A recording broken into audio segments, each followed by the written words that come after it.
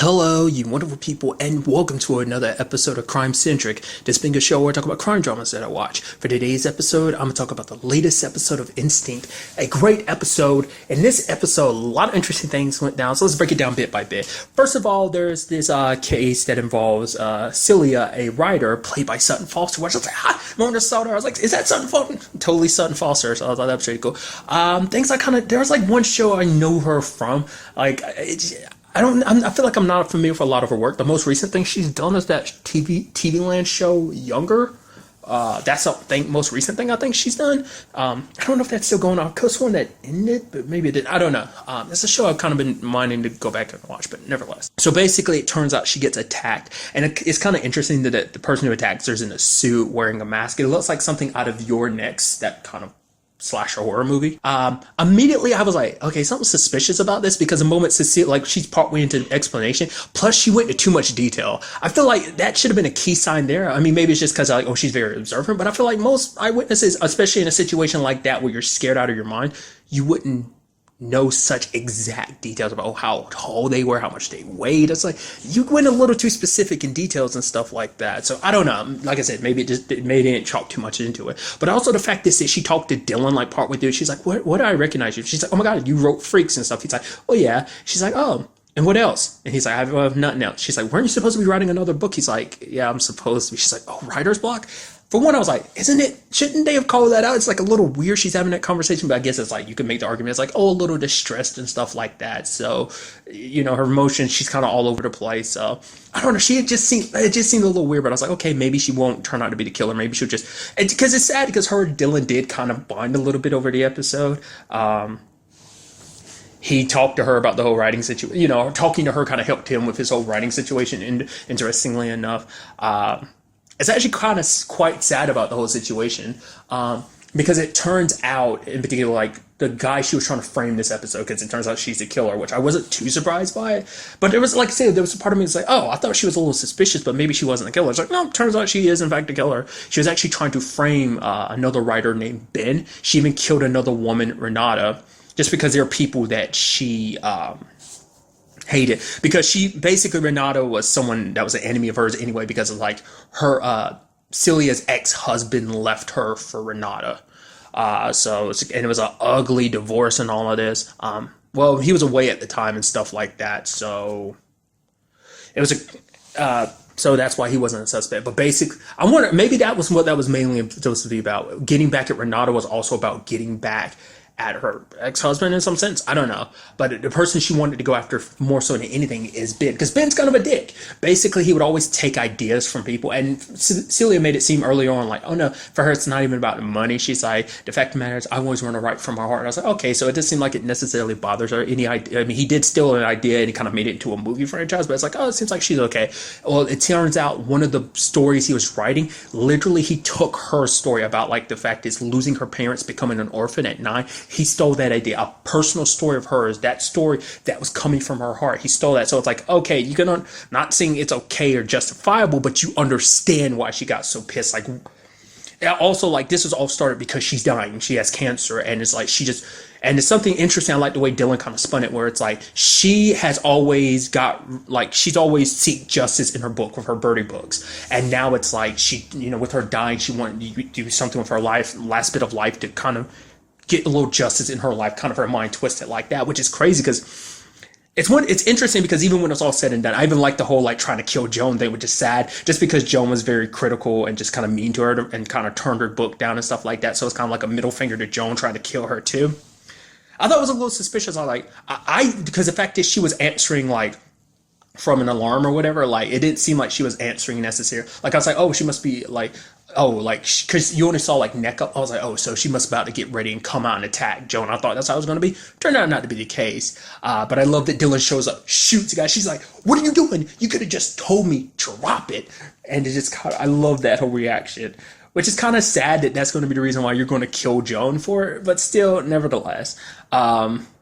But like everything afterwards, she was calm, cool, and collected, talking to Dylan. It's like, oh yeah, like honestly, we didn't get to spend that much time together, but you're becoming like a friend of mine. You know, she's like, I'm sad we never really got to be friends. But she's talking about, oh, the fact of the matter is, his book is going to be amazing because like he's got plenty to say, and it's like she's like, I'm lucky to know you. The world is lucky to have you, which is almost like it's weird because you have that serial killer thing going on. It does seem like later on, Lizzie knows exactly where she is. But they're going to try and get to that. I would assume they're going to try and arrest her. But for her, it's like, I don't have that much time anyway. So no matter what happens, whether she gets caught or not, it's not like she's going to have to serve full time for it. Like for her, her biggest regret is that, yeah, Ben didn't go to jail. It's like, if I could have like stuck that nail in his coffin, it would have been great. That's a detail I didn't even notice. And I love those little details. You go back and you're like, oh, you should have noticed that. That, like, oh, like, I mean, obviously, you probably wouldn't have thought much of it, but it's like, Ben is kind of a taller dude. And it's like, because, like, they made a point of it where Zach was like, watch your head. I was like, that's such a little weird detail when he was telling Dylan to watch it. And then later on, it comes back in the episode. It's because, like, oh, the killer didn't have to. The killer just walked underneath it, meaning that person was shorter than Ben. And I was like, that's good. That's such a good detail. Like, which I'm not saying like I'm some top-notch sleuth to pick stuff up, but nevertheless.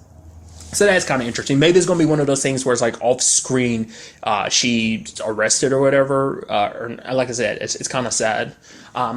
It's one of those characters I'd like to see more of. I mean, obviously, like her story's kind of played out the way it is. So for her, it's just kind of like, because she even kind of makes comparisons. She's just like, yeah, she's just sad that Birdie will never get the life she always wanted. So I don't know. It's just sad circumstances. Like I said, it's not justifiable, but you understand just like it just kind of sucks. Also, like the whole synthetic blood situation, I completely forgot to talk about that. That's a pretty neat like storyline element of just like, oh yeah, making synthetic blood. It actually was in one of Ben's stories too. So I guess it was even more supposed to be kind of like a more stick the middle finger to Ben by actually taking one of the things from his stories and using it to legitimately frame him. So maybe it's supposed to be ironic on some level. I mean, to be fair, who's to say that story wasn't stolen from someone else? I mean, maybe it was something stolen from Celia herself, leading to her using that exactly. But it's actually kind of crazy to think about in the grand scheme of things. She planned that out for months, which is incredible, which shows you how dedicated she was, considering the fact that she's under her own circumstances, which even she says at the end of the episode, like, oh, I've got weeks and maybe months left at best, So, I don't know, I just thought that was kind of interesting. What was interesting is Joan meeting Pete at the beginning. I love the fact, and yes, Pete, I remember that. I got to remember that. Pete the stalker. Doesn't rhyme as much. Because in my head I was like, Pete the pervert. It's like, kind of pervert, but he's more so the stalker. But nevertheless, still weird that you walk in, you work there. It's probably just going to be like, oh, he's going to pop in every once in a while. But Joan be like, oh, Arthur. He's like, actually, my name's Pete. Like, really? You look more like an Arthur. And she talking about the coffee later. She's like, Arthur! And probably the Dylan who just walked in on the whole thing. He's like, who the hell are you calling for? There's no Arthur who works here. Okay, Joan, you're going a little crazy. But nevertheless. I am actually curious what Dylan is going to write about, because he even talks about, like, he talked about it with Andy earlier. Which, side note, is that food they're eating Blue Apron? I swear just one of those menus kind of looked like it might have been a Blue Apron menu. I don't know. I could be completely crazy about it. Just kind of made me think of that, but nevertheless. Because it looked like one of those, like, oh, they send you all the ingredients and stuff like that. It's like, Blue Apron's one of the few places I know that do stuff like that. So that's where my mind was, but maybe I'm completely wrong. That was just kind of funny to me. But nevertheless, he told Andy, it's like, yeah, I've only got 3 pages in. So I'm curious to see what he does. Will he kind of do like a castle thing where he'll use his partner as inspiration? Whether make the books mainly about Lizzie? That might be the type of thing where he had the whole like Nikki, I almost blinked on the situation on Castle, but nevertheless. But besides all that, we had great major plot development. It's Lizzie's husband, fiance Charlie, because basically he was being honored and Lizzie felt bad about it. But, Dylan Doctor was like, why are you having such a problem? Apparently, Lizzie has always had, like, she's had doubts because it's kind of like the circumstances about what went down. It seemed like a little suspicious and stuff like that. So she was thinking, okay, like she started thinking maybe Charlie was dirty. And the fact that she has those suspicions, she feels like she doesn't have the right to just kind of keep them to herself. And it's like, who is she to take a medal for someone who's dirty? So, We also, interestingly enough kind of skipping to it, I I don't think she ever brought it up, but I didn't know she was there when Charlie died. I thought it was like a situation where Charlie died on duty and she found out afterwards. I didn't expect, like, it was like during an operation she was there. She actually was there before he died. She was trying to stop him from bleeding. I was like, wow, that, like, no wonder that Charlie situation probably hits you even harder. It would hit you hard, obviously, but it's going to hit you even harder since you were actually there at the time of him dying. That's got to be even worse, you know, losing the person you love like that. And what makes her feel even worse about it is because she doubted him and had suspicions about him, stuff like that, and that left her feeling even more guilty about it. It's like, the man I love is dead, and here I am, like, being suspicious of him. You know, that's just the cop in her. That's just her being a good cop. But obviously, like, you know, on a personal level, it just probably would make you feel like I'm just a terrible person thing, which is kind of a shame that she would kind of feel that, but nevertheless. So she's looking into it because she's trying to find his informant that was there. Then you have the whole situation with Dylan going to Julian about it, which obviously Julian never backed down. It's kind of interesting the moment like the person who led Lizzie there was like, that seems like it might be some Julian tactics. And he pointed a gun at her. I was like, wait, is that Julian or is that the other? It turns out it's Julian, but he's not being himself. He's pretending like to be someone that works for the guy she's looking for, the informant she's looking for. She quickly figured it out exactly who he was. I wonder what gave him away. I guess just maybe the exact circumstances or something like that, getting the information that he did and like knowing, asking the questions he asked. I don't know.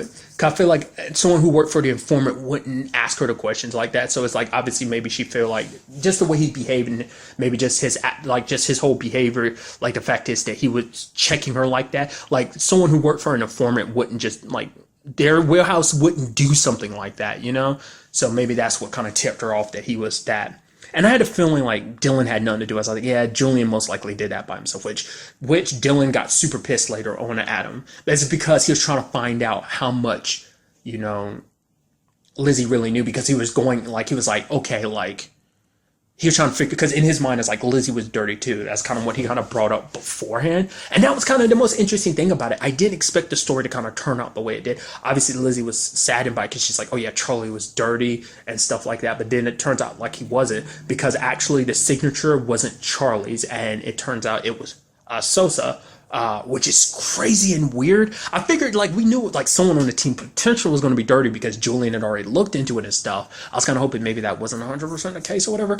But I wasn't expecting it to be exposed. I thought like Dylan's going to go to her, someone on the team is dirty. Hard cut to the end of the episode because I wasn't paying attention to the time. And I was like, oh, and he's like, oh, it's Sosa. I'm like, what? We're doing this already? I was like, that was crazy. Just, which is sad because you have those fun moments between him and the others, and he's one of those cops that's, and it's like he's a dirty cop the entire time. It's like, wow. Like he's popped up a couple episodes and was like, oh, they're part of this bondship and friendship, especially because they knew. But I should have known it was a little suspicious because he was just kind of like, he was the only one that kept talking to Lizzie. I was like, don't tell me you're dirty or something. It's like, nah, don't tell me that's what's going to. And it turns out it was him, just because he was the one kept telling her not to go. Like I was like, you gotta understand his reasoning for it, being like, oh, you'll expose Charlie and stuff like that's what. But it's like, no, because he didn't want her to know that he was coming to take care of Charlie. Which is that's just such a shame. It makes you wonder, like, maybe it's something we'll kind of find out later on, is just how much he was dirty. Like, was he a recent addition? Has he been there the entire time? I mean, why he picked that exact moment to take, I guess mainly because at that moment, Charlie was going to take them down. So I guess that was the best moment too. I don't know. Because I guess he figured, like, if that dude gets taken down, like, he'll most likely... Sosa was like, yeah, I'm going to get taken down, too. So, it's crazy. Lizzie, like, slammed him down and arrested him from everyone. I was like, whoa, what? And it's like, what? What? He's dirty and he's the reason why Charlie died? It's like, yo, that's got to be crazy. Also interesting, because there's also an episode where the captain wasn't around. Not the captain, Lieutenant, Jasmine wasn't around. So, it's kind of like, whoa, that's crazy shakeup. So, I would assume he's the only dirty person that's a part of that group. But it's going to be interesting going forward because that story, like, for one, it's just like that whole thing, like, went down faster than I thought. I thought it'd be a much bigger overarching story, which technically it probably is because that guy is still out there. And, I'm sure Lizzie's going to want the guy yes, Sosa's the one that actually killed Charlie, but, and maybe Sosa might try and cut a deal later on, which, Lizzie might not be fine with. That might be kind of an overarching story to continue, but that case is still open because it's like Lizzie will probably try and make sure to take down that cartel dude who's the reason why this all kind of fell apart the way it did. So, but I thought it was quite fascinating to see. And it kind of developed like that. 'Cause like I said, I wasn't expecting. I thought that'd be like a bigger overarching story, but it's like this is like the only second time that storyline's ever come up about the whole like dirty within that unit. It's like, oh, so that's kind of taken care of. Like I said, there's still more. I feel like there could be to it, but ultimately we'll see. So that was kind of neat. I did like what Dylan was kind of saying to Lizzie at the end, that basically all the bad that's kind of happened, that there will be good. Like, and he can't wait to see where she goes from here, you know? So, and that Lizzie was kind of like, yeah, she has a hard time asking people for help. It wasn't until she actually met Charlie. It wasn't always easiest, but it's like, hey, he kind of got her realizing, like, you know, it's not a bad thing to rely on people. So, especially because it's like, yeah, you're kind of my not so secret friend. And I was like, oh, that's so adorable. So that was pretty neat. So nice conclusion. Like, I wasn't expecting it, so that was pretty neat. So, but overall, a great episode. I'm very interested to see what goes down in the next episode. Do note that there is no new episode next week. There will be one the week after next, so keep that in mind. But really, that's all I want to talk about in this episode. Till the next time we meet, be happy, be safe, live life to the fullest, and enjoy it. Good day and good